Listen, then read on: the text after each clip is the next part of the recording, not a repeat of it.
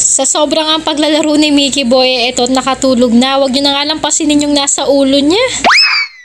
Magandang araw! Dahil nga sanay na tayong gumising na maaga, eto't maaga na rin akong bumangon para makapagluto. At ngayong nga pong umaga ay naisip akong magluto ng champurado at napakadalang na rin nga namin magluto nito. Buti na lang nga at meron pa akong malagkit dito na binigay nung kapatid ko. At meron din po akong stock na kokwa dito dahil nga dati alam nyo naman nagtitinda tayo ng mini donut. Sayang din naman kung hindi natin magagamit. At least diba, napakasarap niyan!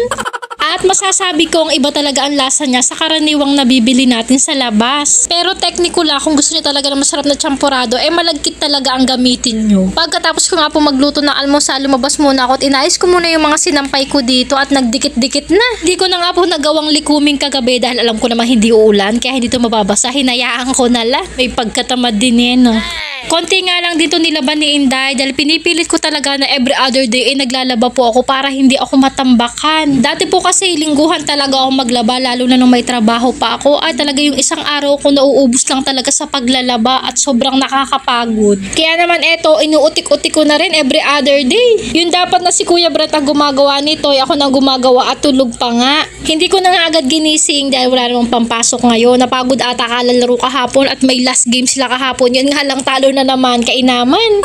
Tanghalian na nga at pagkatapos namin kumain ay tumambay na kami dito sa kwarto at dito lang naman malamig-lamig dahil dito may aircon. Inaman na to si Mickey Boy at napagdiskitahan pa yung aking nilagay sa ulo. Kung kami-kami lang talaga ay nako pauyuhan namin kung bubuksan namin ang aircon at hindi. Pero dahil nga nandito si Papa Bernard at ngayon lang talaga siya walang pasok ay pinagbigyan na. Kahit nga po malaki sa kuryente ang aircon na ito pabayain na dahil dito lang talaga nakakapag-relax at nakakapagpahinga si Papa Bernard dahil kapag may trabaho naman po yun isabak na uli sa init.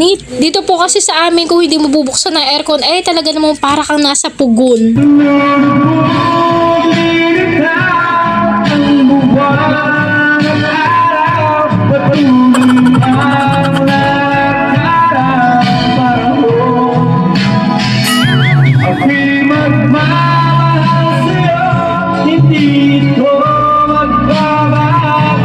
At sa kakakanta nga ni Papa Bernard nakatulog si Mickey Boy.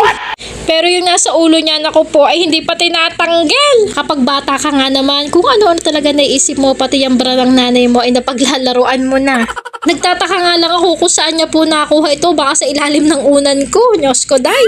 Sa dami mong paglalaroan, ayan talaga ang napili mo. Aka naman, anak.